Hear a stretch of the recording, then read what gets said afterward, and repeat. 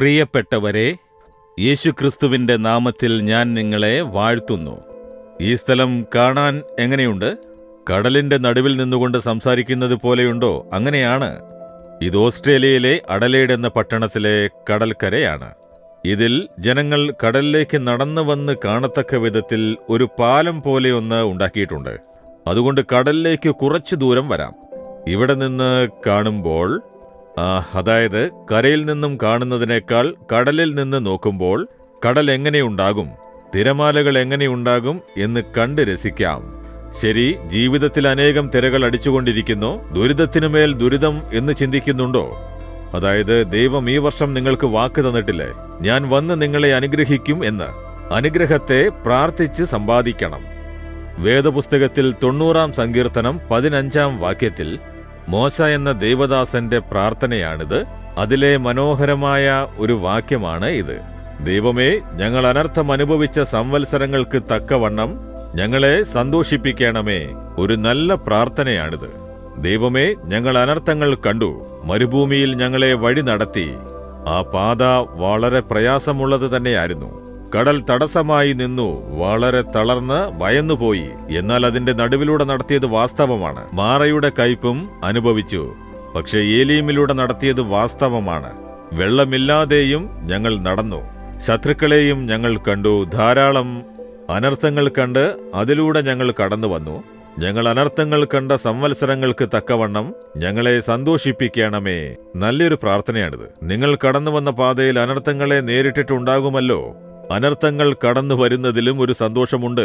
അപ്പോഴേ ദൈവം അത് കടക്കാനുള്ള അനുഗ്രഹത്തെ കണ്ട് സന്തോഷിക്കുവാൻ നമുക്ക് സാധിക്കൂ. ഞാൻ ഈ ശുശ്രൂഷ ആരംഭിച്ചപ്പോൾ അനേകം പ്രശ്നങ്ങൾ ആരംഭകാലത്തെക്കുറിച്ച് ഞാൻ ഓർത്തു നോക്കുന്നു. ദുഃഖത്തിന്റെ പാതയിലൂടെ കടന്നുപോയിരിക്കുന്നു. ഉപദ്രവങ്ങളും ഞെരുക്കങ്ങളും കുറവുകളും പട്ടിണികളും വിശപ്പിന്റെ വിളിയും ഇവയിലൂടെയെല്ലാം കടന്നു വന്ന പാതകളെ ഞാൻ ഓർക്കുന്നു. അതിന് തക്കതായ ബലം ഇന്ന് ദൈവം അരുളി ചെയ്തിരിക്കുന്നു. ആരംഭകാലത്ത് നേരിട്ട കഷ്ടങ്ങൾക്കും വേദനകൾക്കും ഞെരുക്കങ്ങൾക്കും തക്കതായ ബലം. ഒരു കാലത്ത് കയ്യിൽ 5 പൈസയില്ലാതെ, ബസ്സിന് കൊടുക്കാൻ പോലും കാശില്ലാതെ, ശുശ്രൂഷയ്ക്ക് ശേഷം ഞാൻ അനേകം മൈലുകൾ നടന്നിട്ടുണ്ട്.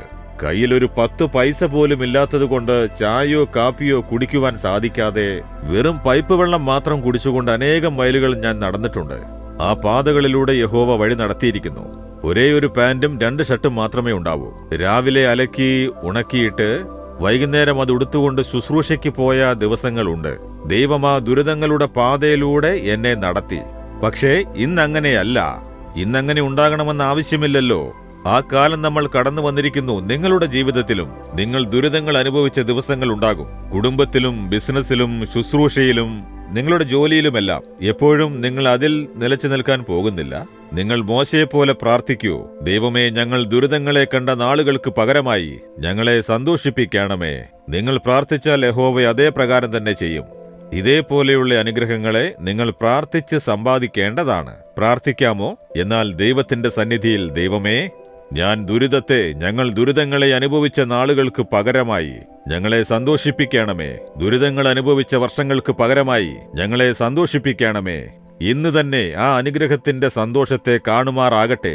യേശുക്രിസ്തുവിന്റെ നാമത്തിൽ ആമേൻ, ആമേൻ.